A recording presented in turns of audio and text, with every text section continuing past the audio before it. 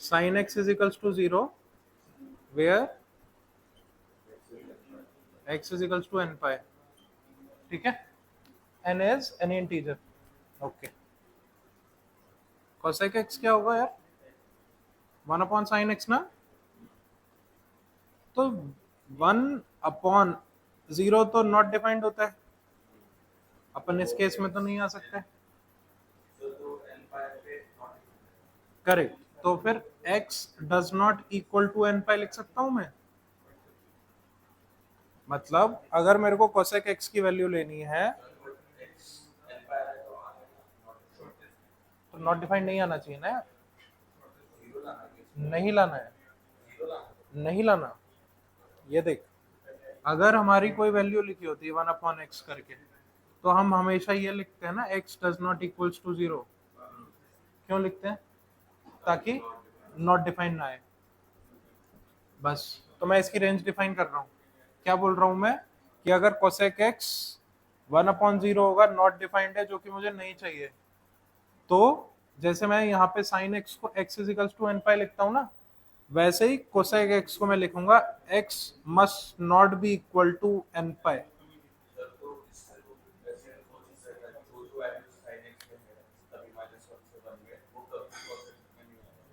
Cosec में नहीं आएगा, नहीं, कोसेक एक्स में कभी भी यहाँ पे, मतलब यहाँ पे हम लोग कभी भी एन पाई का या फिर पाई का फैक्टर नहीं लेंगे, ये बोल सकते हैं। माइनस में भी और पॉजिटिव में भी नहीं लेंगे। क्यों नहीं लेंगे? क्योंकि उस केस में जो वैल्यू होगी वो नॉट डिफाइन हो जाएगी।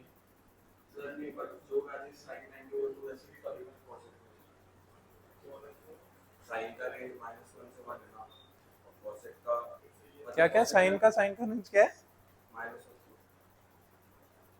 हाँ, फिर हाँ हाँ हाँ हाँ,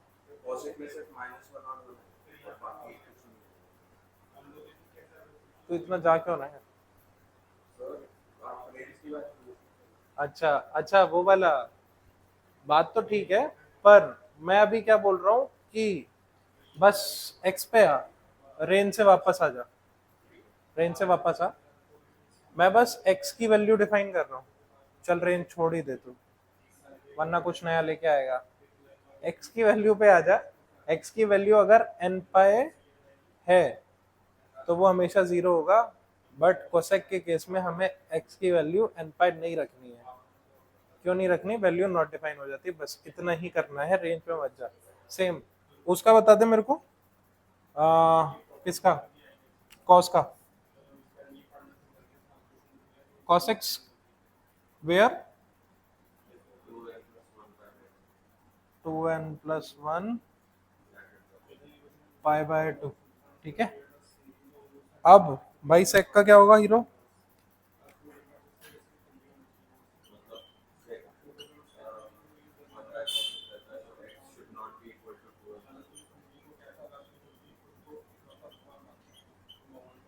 यहां तक तो कोई दिक्कत नहीं आई थी, दिक्कत तो आएगी 10 में।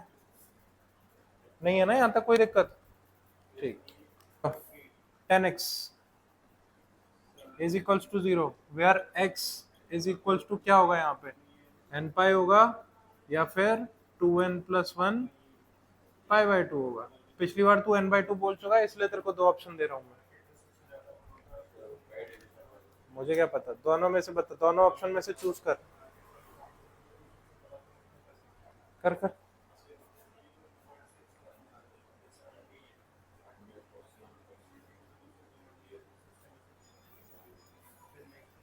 चल एक ऑप्शन और देता हूँ,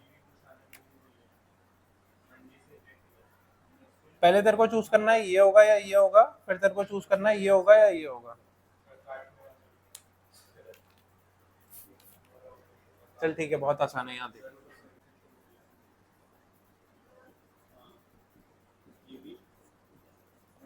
sine x upon cos x. ठीक है, ऊपर जो भी चलता रहे, नीचे मेरा 0 नहीं आना चाहिए। नहीं आना चाहिए ना?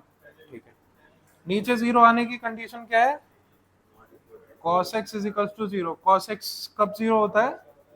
2n+1 π/2 पे। और मेरे को कभी नहीं चाहिए cos x 0।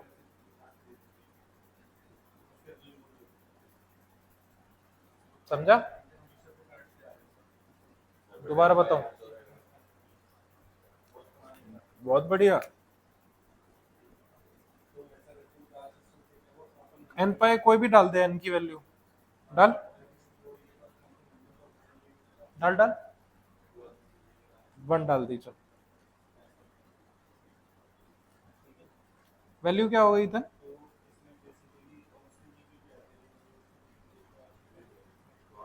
क्यों? 1/0 नॉट डिफाइन आ रहा है ना?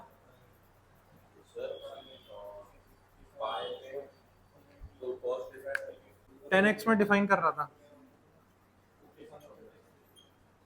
क्या कर सकता हूँ? या तो ये इक्वल टू n पाई हो सकता है, does not equal to n pi हो सकता है, इक्वल टू 2n+1 π/2 हो सकता है, या फिर does not equal to 2n+1 π/2 हो सकता है। मैंने क्या किया, ऐसे स्प्लिट कर लिया। काफी डिफिकल्ट था पर किसी तरह मैंने मैनेज कर लिया। ये अब अपना 0 नहीं होना चाहिए ना? ठीक है ठीक है। अब इसी के साथ मेरा कॉट भी बता दे यार जल्दी से। कॉट एक्स इन चारों ऑप्शन में से क्या होगा? अरे वाह, गुड।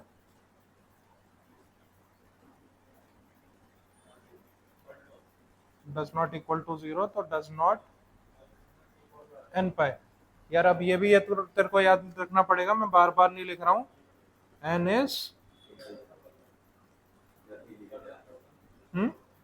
सिर्फ यही याद है?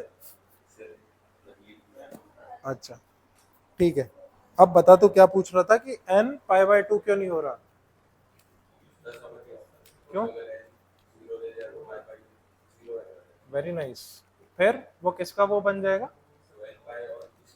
सेम वैल्यू आ जाएगी, इसलिए नहीं होगा। ठीक है, हमेशा n की वैल्यू डाल के देख।